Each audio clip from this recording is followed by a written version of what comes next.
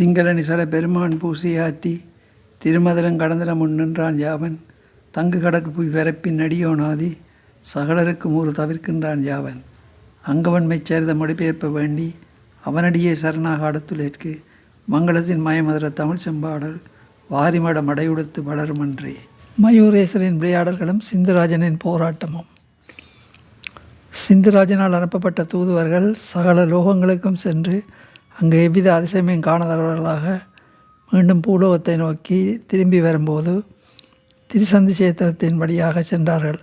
அங்கு சிவபெருமான் மாதவியாரோடு மற்ற முனிவர்களுக்கிடையில் எழுந்தள்ளி இருப்பதையும் அவர்களுக்கு கணேசர் குழந்தையாக அவதரித்திருப்பதையும் கண்டார்கள். உடனே அவர்கள் அங்கிருந்து ஓடோடியும் சென்று தங்கள் அரசனிடம் அதை பற்றி தெரிவித்தார்கள். அதை கேட்டு சிந்துராஜன் மன நிம்மதி இல்லாமல் தவித்த போது ஆகாயத்திலிருந்து ஒரு அசரீரி சிந்துராஜனே, உன்னை கொன்றடிக்கவே அக்கணேசர் மாதவியாரிடத்தில் வந்து பிறந்திருக்கிறார் என்று கூறியது. சிந்துராஜனின் விழிகள் இரண்டும் அனல் போல் சிவந்தது. என்னை அழிக்க வந்த அந்த குழந்தையை இப்போதே சென்று நாசமாக்கிவிட்டு வருகிறேன் என்று அவன் ஆவேசத்துடன் துள்ளி எழுந்தான். அருகில் இருந்த அமைச்சர்கள் அவனை சந்திப்பதற்கு சாந்தப்படுத்தி அமரச் செய்து, அரசை தப்புள் கொடிகட்டக்கூட கட்டாத போச்சிலங்குழந்தை மீது தாங்களே போர் தொடுத்து சென்றால் உலகம் சிரியாதா? ஆகையால் நம் படவீரர்களை யாரையாவது ரகசியமாக அனுப்பி தந்திர உபாயங்களினாலேயே அக்குழந்தையை அழைத்து வரச் செய்யலாம் என்றார்கள். உடனே சிந்துராஜன் மாயையிலும் வஞ்சகத்திலும் தலை சிறந்து விளங்கிய சில அசுரர்களை கூவி அழைத்து, வீரர்களே, நீங்கள் உடனே சென்று எனக்கு சத்ருவாய் பிறந்து திரிசந்திர சேத்திரத்தில் வளர்ந்து வரும் சங்கரி குமாரனை எந்த உபாயத்திலாவது கொன்றுவிட்டு வாருங்கள் என்று உத்தரவிட்டான்.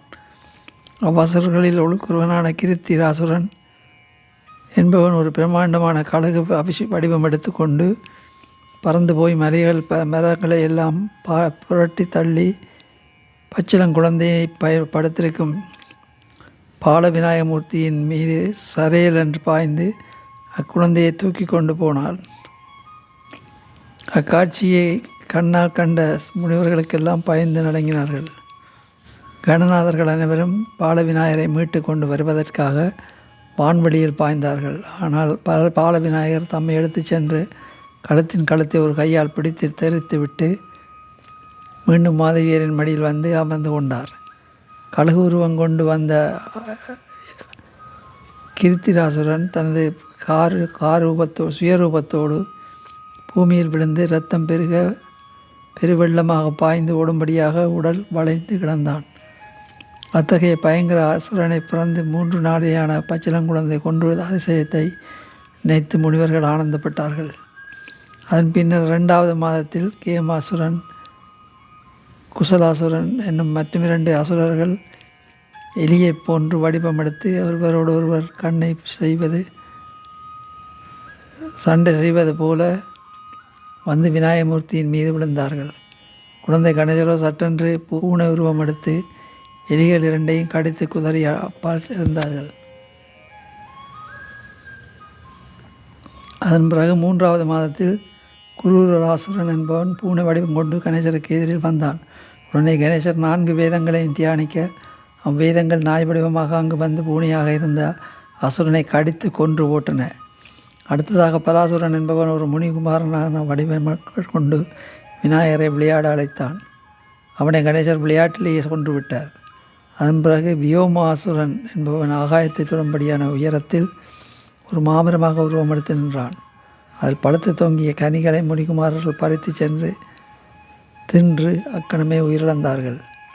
அதை அறிந்த கணேசர் அம்மாமரத்தருகில் வந்து அருகிலுள்ள ஒரு தேன்கூட்டு பொந்தில் நுழைந்தார். உடனே பொந்தின் வாய் மூடிக்கொண்டு விட்டது. அதனுடன் வண்ணமே கணேசர் அம்மரத்தை பிளந்து கொண்டு வெளியே வந்தார். அதனடியில் உயிரிழந்து கிடந்த சிறுவர்களும் அவர் அருளால் உயிர் பெற்றெழுந்தனர். அதன் பிறகு சதமகிஷ பத்னி வஷினி என்னும் ஒரு அரைக்கி இந்திராணியை போன்று அழகான பெண் வடிவம் எடுத்து மாதவியிடத்தில் வந்து, சாயி, நான் புலோமசை என்கின்ற முனிபத்தினி ஆவேன். என் கணவர் சிந்துராஜருடைய சிறையில் அடைக்கப்பட்டு நீண்ட நாட்கள் துன்பம் அனுபவித்து வருகிறார்.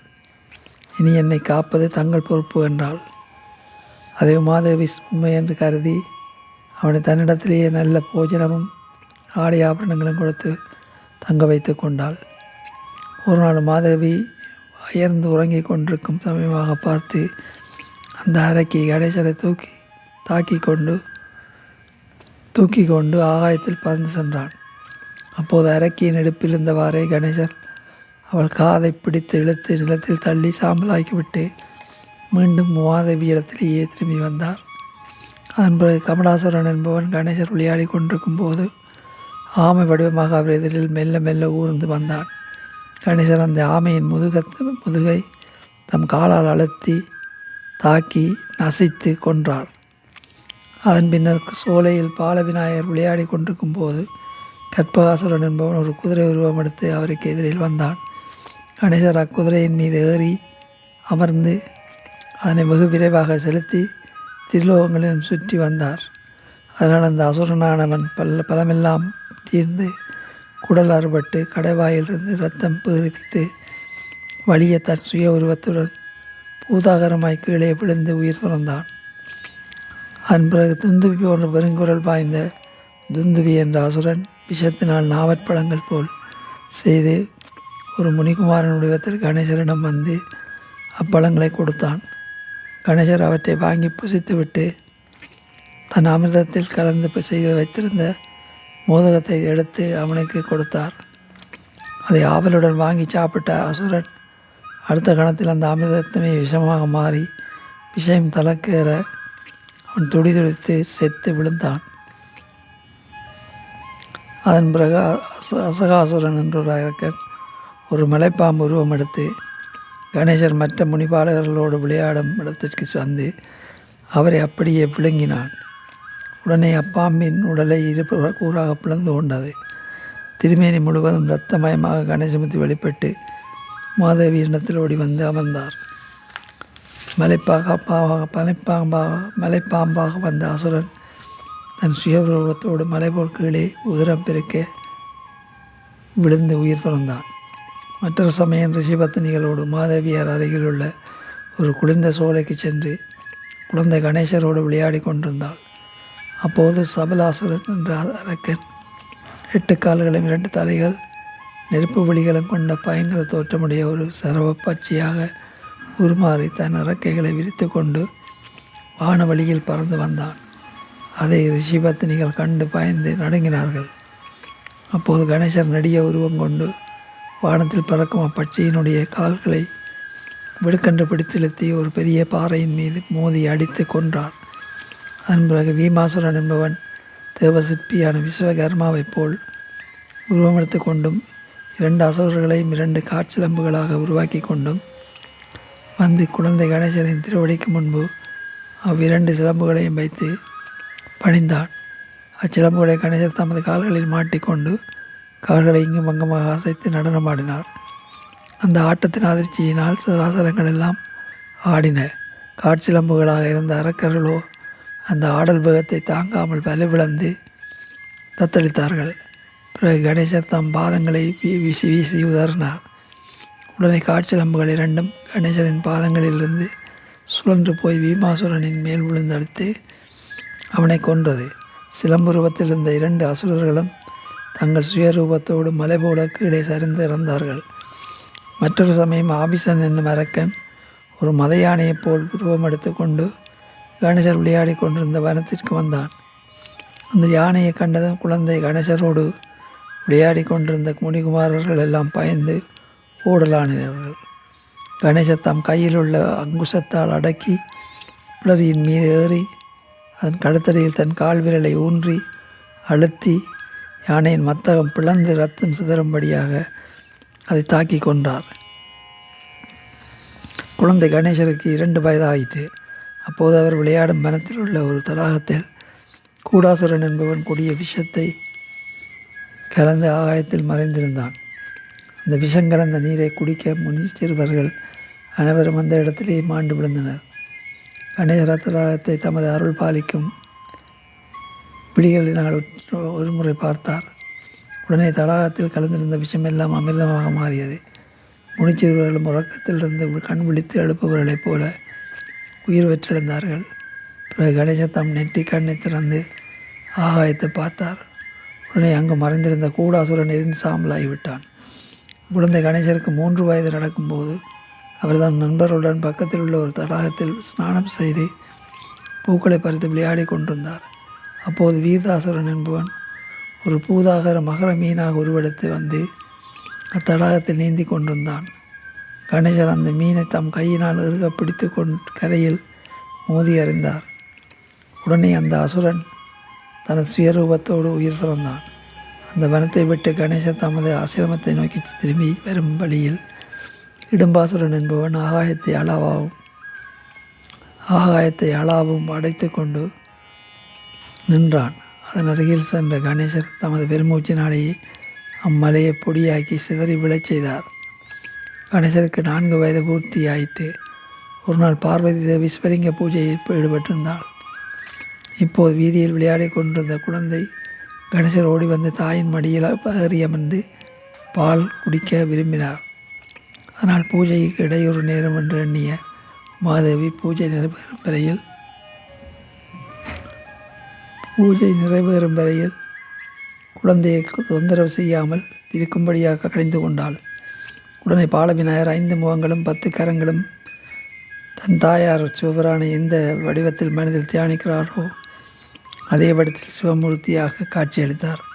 அதை கண்டு மாதவியார் அன்பும் அச்சமும் கொண்டு அவரை சாஷ்டாங்கமாக கும்பிட்டு நான் செய்த பிழையை பொறுத்தள்ள வேண்டும் என்று பிரார்த்தித்தாள். அன்னியை இன்று நான் வேண்டும் போதெல்லாம் மறக்காமல் எனக்கு பால் கொடுக்க வேண்டும் என்று புன்சிரிப்போடு கூறிய கணேசர் மீண்டும் குழந்தையாகி தாயின் மடியில் அமர்ந்து பால் அருந்தினார். அச்சமயத்தில் கருத்தமாசுரன் என்ற அசுரன் மந்திர தந்திர வித்தையில் வல்லவன் போல உருவம் கொண்டு அங்கு வந்தான். அங்கு விளையாடி கொண்டிருந்த முனி குமாரர்களை எல்லாம் எடுத்து வாயில் போட்டு விழுங்கி அவர்களை எல்லாம் காதுகளின் வழியாகவும் மூக்கின் வழியாகவும் கண்களின் வழியாகவும் உயிரோடு வெளியே மூழ்ந்து தள்ளி வித்தைகள் காட்டினான். அவன் குழந்தை கணேசரையும் அவ்வாறே விழுங்கிவிட்டு மீண்டும் அவரை வெளிப்படுத்தாமல் சட்டென்று எழுந்திருந்தான். அதை கண்ட அங்கிருந்த அனைவரும் பயந்து நடுங்கினார்கள். ஆனால் கணேசரோ தன் அன்னையின் திருமுகத்திலிருந்து கொண்டு தோன்றி அந்த அசுரனின் கன்னத்தில் ஓங்கி அறைந்து கொன்றார். இவ்வாறாக கணேசருக்கு 5 வயது நிரம்பியது. அப்போது கடகாசுரன் ஓர் ஒட்டகம் கொண்டு கணேசரிடம் வந்து அவரால் செத்து மடிந்தான். அடுத்தபடியாக நிழலை பிடிப்பதில் வல்லவனான சாயாசுரன் கணேசரின் நிழலை பிடிக்க வந்து விநாயகரின் ஒரு பார்வையில் எரிந்து சாம்பலானான். அதன் பின்னர் சஞ்சலாசுரன் என்பவன் ஒரு முனிபுத்திரன் உருவத்தில் வந்து குழந்தை கணேசரோடு பந்தாடலானான். அந்த ஆட்டத்தின் மூலமாகவே அவனை கணேசர் அடித்தொழித்தார். இத்துடன் கணேசரின் திருவிளையாடல்கள் முடிந்துவிடவில்லை. ஒரு நாள் குழந்தை கணேசர் முனிபத்தினியின் ஆசிரமங்களுக்கு சென்று அங்குள்ள பொருட்களை அலங்கோலமாக்கி பல குறும்புகளை செய்து விளையாடி கொண்டிருந்தார். அதை கண்ட முனிபத்தினிகள் கணேசரை பலவாறாகவும் கோபித்து அவரை பிடித்தெடுத்து சென்று உமாதேவியாரிடம் ஒப்படைத்துவிட்டு திரும்பினார்கள். ஆனால் அவரவர் வீடுகளில் பெருத்த ஆச்சரியம் காத்திருந்தது. அவர்களால் மாதவியிடம் ஒப்படைக்கப்பட்ட கணேசர் பல கணேசர்களாகி எல்லோர் வீடுகளில் முன் போலவே பல குறும்புகளை செய்து விளையாடி கொண்டிருந்தார். அதை கண்ட முனிபத்தினிகள் சர்வலோக ரட்சகனை குழந்தையை அவதரிக்கிறார் என்று அறிந்து அவரை பூஜித்து வணங்கினார்கள். சர்வலோக ரட்சகனை குழந்தையாக அவதரித்திருக்கிறார் என்று அறிந்து அவரை பூஜித்து வணங்கினார்கள். அப்பம் மோதகம் முதலான பலகாரங்களையும் அவர்கள் தயாரித்து கணேசரை சாப்பிட செய்தார்கள். அவருடைய பக்திக்கு மனமகிழ்ந்த பாலகணபதி இந்த பலகாரங்கள் உங்கள் புத்திரர்களுக்கு கொடுங்கள், அதுவே எனக்கு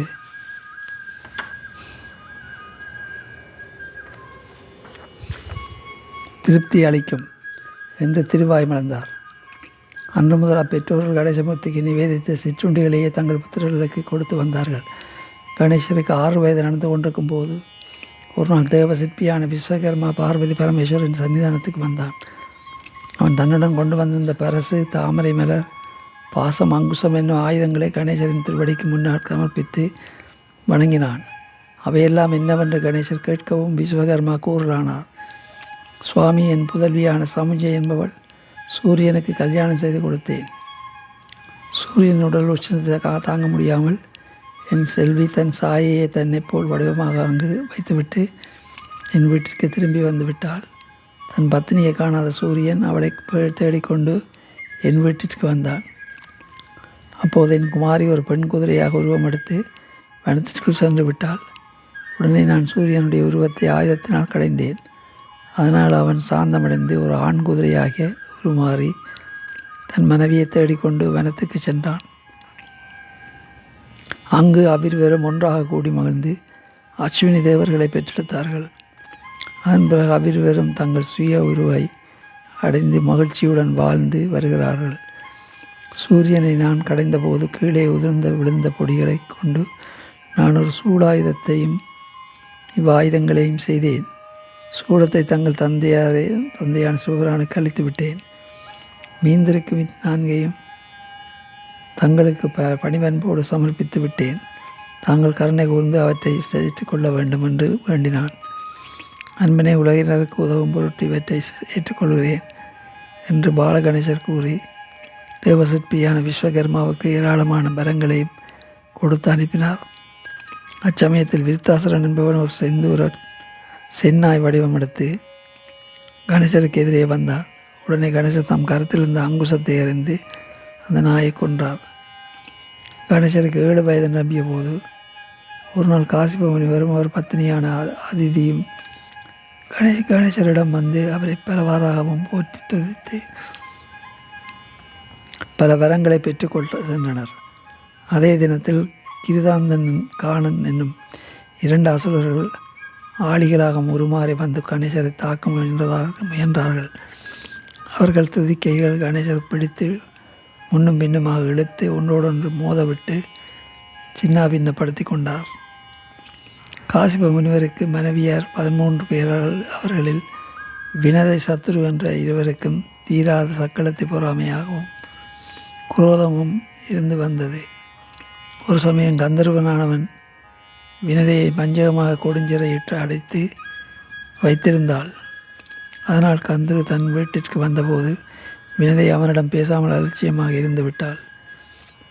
வினதையின் புத்திரனான சடாயுவும் தன் தாயின் மனதை உணர்த்திருந்ததால் தன் மாற்றாந்தாயான கந்தருவின் கூந்தலையும் புடவை தலைப்பையும் பிடித்தெடுத்து அவளை வீதியில் தள்ளி என் தாயை வெகுகாலம் சிறையில் அடைத்து வைத்திருந்து போதாதென்று இன்னும் என்ன கொடுமைகளை செய்வதற்காக நீ இங்கு வந்தாய், போ போ என்று சீறி விரட்டிவிட்டான். உடனே கந்தரு அவமானம் தாங்க முடியாமல் வேதனையுடன் தனது புதல்வர்களான நாகர்கள் வசித்து வரும் பாதாள லோகத்திற்கு சென்றான். அங்கிருந்த நாகர் தலைவனான ஆதிசேஷன் தன் தாயின் முகவாட்டத்தை கண்டதும், அம்மா, நீங்கள் சக்தி மிக்க காசிபருக்கு பத்தினியாகவும் உலகை தாங்கும் ஆதிசேஷனான எனக்கு தாயாக இருந்த முகம் வாடி இங்கே வர வேண்டிய காரணம் என்ன என்று மிகுந்த வணக்கத்துடன் கேட்டாள். கந்தரு தன் மகனிடம் நடந்த விஷயங்களை கூறி என்னை தாயென்று சிறிது மதிக்காமல் வெளியே பிடித்து தள்ளிய அந்த சக்களத்தி மகன் சடாயுவை எல்லோரும் அவமதிக்கும்படியாக நீ இங்கே சிறப்பிடித்து வர வேண்டும். அப்படி செய்வதாக நீ வாக்கு கொடுத்தால்தான் நான் உயிரோடு வாழ்வேன். இல்லையானால் அந்த கணத்திலேயே என் உயிரை போக்கி கொண்டு விடுவேன் என்றான். ஆதிசேஷன் மாத்திரத்துடன் துள்ளி எழுந்து அப்படியே செய்வதாக தாய்க்கு வாக்குறுதி கொடுத்தான். அதற்காக வாசுகி, அனந்தன், தக்கன், சங்கவாளன், குளிகன், பதுமன், மகாபதுமன், கார்கோடன் என்ற அஷ்டநாகர்களுடன் 2 நாகசேனைகளுடன் பூலோகத்திற்கு படையெடுத்து வந்து வினதையின் மாளிகையை சூழ்ந்து கொண்டார்கள். அதை வினதையின் புத்திரர்களான சடாயு, சம்பாதி, சேவன் என்ற 3 பட்சி ராஜர்களும் கண்டு நாகராஜாக்களின் மீது பாய்ந்து அவர்களையெல்லாம் சிறகுகளினால் அடித்து மூக்கினால் கொத்தியும் நகங்களினால் கீறியும் சின்னா பின்னப்படுத்தினார்கள். அதனால் நாகராஜர்கள் அளவு முறிய கோபம் கொண்டு மிக முக்கியமாக போரிடலானார்கள். முடிவில் 3 பட்சி ராஜர்களையும் நாகர்கள் கைப்பிடியாக பிடித்தெடுத்து வந்தார்கள். பாதலோகத்தை அடைத்து கொடுஞ்சிறையில் அடைத்து துன்புறுத்தினார்கள். அதை பார்த்து சக்கரத்தை சத்துரு பெரிதும் ஆனந்தப்பட்டாள். அதை வினதை கேள்விப்பட்டு தன் புத்திரர்களின் நிலைக்கு மிக மனமுருகி தன் கணவரான காசிப முனிவரிடத்தில் வினதை சென்று, நாதா, என் அருமை புதல்வர்களை சிறை மீட்பதற்கு மக வலிமை வாய்ந்த ஒரு புத்திரன் எனக்கு உண்டாகும்படி தாங்கள் கருணை செய்ய வேண்டும் என்று வேண்டினாள். வினதையே, நீ எதற்கும் கவலைப்பட வேண்டாம். சிறை பெற்றிருக்கும் உன் புத்திரர்கள் மீட்பதற்கு நான் உன்னுடன் கூடி உன் வயிற்றில் ஒரு முட்டையை உண்டாக்குகிறேன். அந்த முட்டையை கணேசமூர்த்தி தவிர வேறு எவராலுமே உடைக்க முடியாது. அது மூர்த்தியினால் உடைக்கப்பட்டவுடன் அதிலிருந்து ஒரு மயில் உண்டாகும். அந்த மயிலின் மீது கணேசர் ஆரோகணித்து உன் புத்திரர்களை சிறைமீட்டு தருவார் என்று கூறினார். அதன்படியே வினதையின் வயிற்றில் முட்டை ஒன்று உருவாகி வெளிப்பட்டது. அதை அவள் மிகவும் பத்திரமாக பாதுகாத்து வந்தாள். திங்களனி சடப்பெருமான் பூசையாற்றி திருமதலம் கடந்தன முன் நின்றான் யாவன். தங்கு கடற்பு இவர பின்னடியோனாதி சகலருக்கும் ஒரு தவிர்க்கின்றான் யாவன். அங்கவன் மெச்சரித மொழிபெயர்ப்ப வேண்டி அவனடியே சரணாக அடுத்துள்ளேற்கு மங்களத்தின் மயமதுர தமிழ் செம்பாடல் வாரிமடம் அடையுடுத்து வளருமன்றே.